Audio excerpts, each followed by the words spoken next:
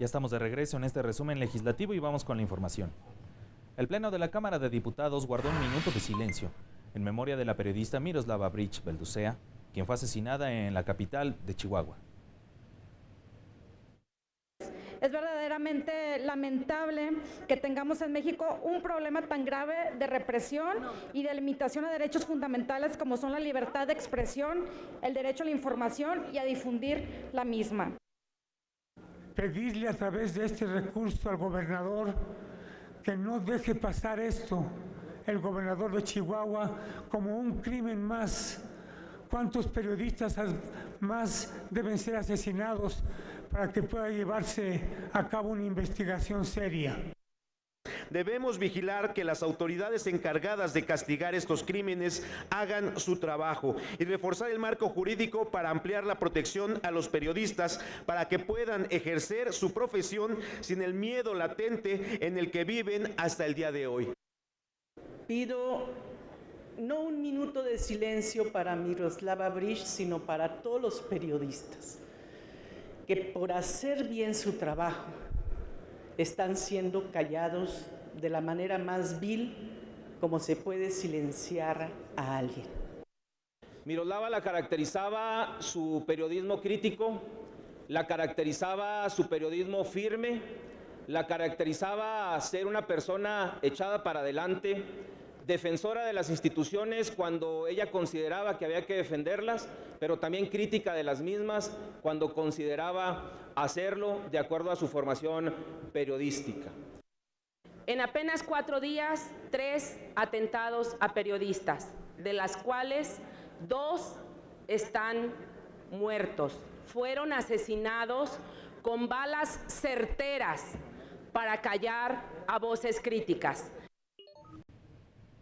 En la Cámara de Diputados, la Comisión de Igualdad de Género presentó dictamen que reforma el artículo 25 de la Ley General de Acceso de las Mujeres a una Vida Libre de Violencia, para establecer que el gobierno federal, a través de la Secretaría de Gobernación, será quien declare la alerta de violencia de género y deberá notificar sobre esta medida al gobierno local, así como a los ayuntamientos. Además, se establece un periodo de 10 días para que sea aceptada o rechazada la solicitud.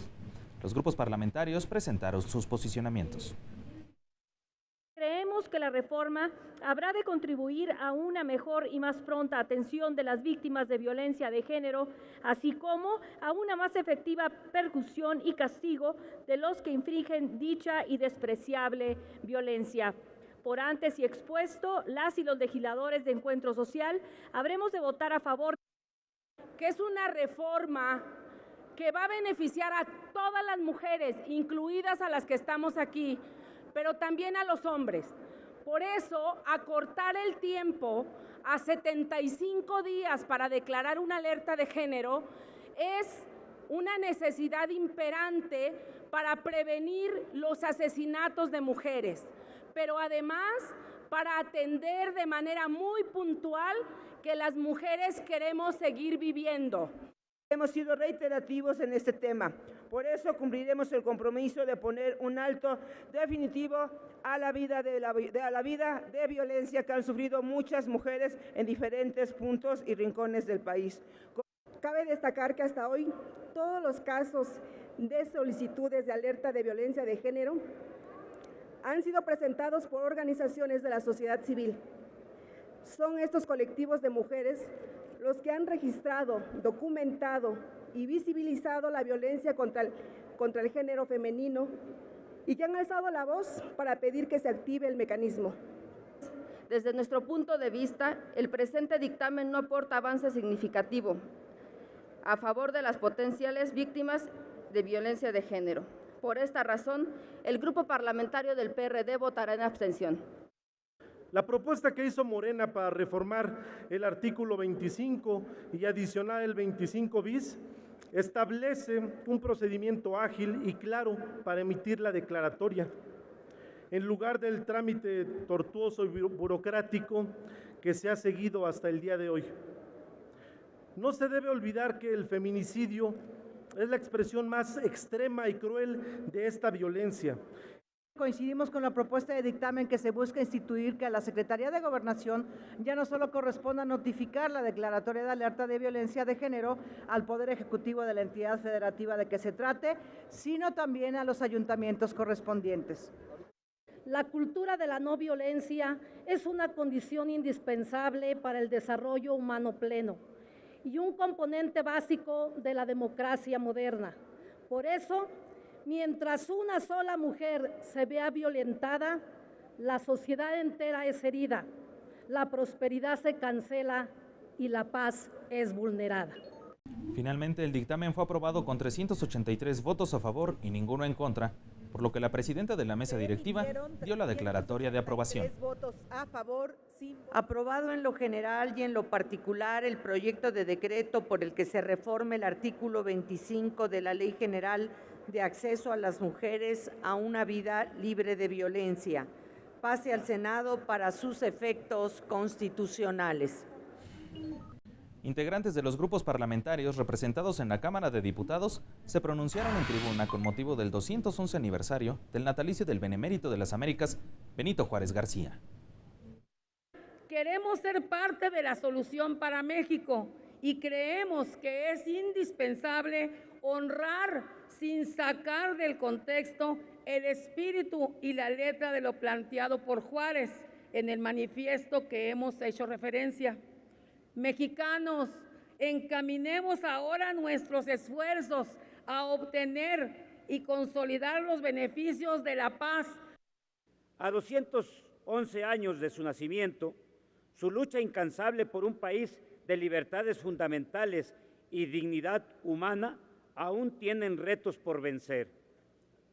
Prueba de ello es el respeto a las mujeres por una igualdad que no se concreta frente a una discriminación permanente por la falta de soluciones eficaces a las demandas de la sociedad. Hoy se hace necesario luchar contra los invasores de pensamiento y de acción.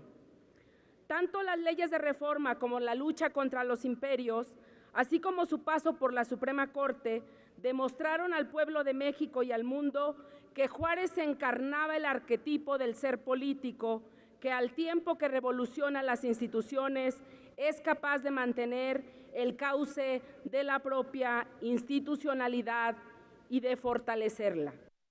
Juárez fue un gran estadista que durante la Guerra de Reforma dictó y aprobó la más importante legislación de la historia moderna de México, las leyes de reforma, con las que se estableció la división definitiva entre la Iglesia y el Estado, la nacionalización de los bienes de la Iglesia. Llegó a ser presidente y se convirtió en hombre universal. En nuestra Constitución están contenidos expresamente los principios juaristas que gobiernan nuestras relaciones con el extranjero, y dentro de ellos destaca la no intervención en los asuntos internos de nuestro país. Reconozcamos aquí al estadista que mantuvo la dignidad de la nación frente a la intervención francesa y la persecución conservadora.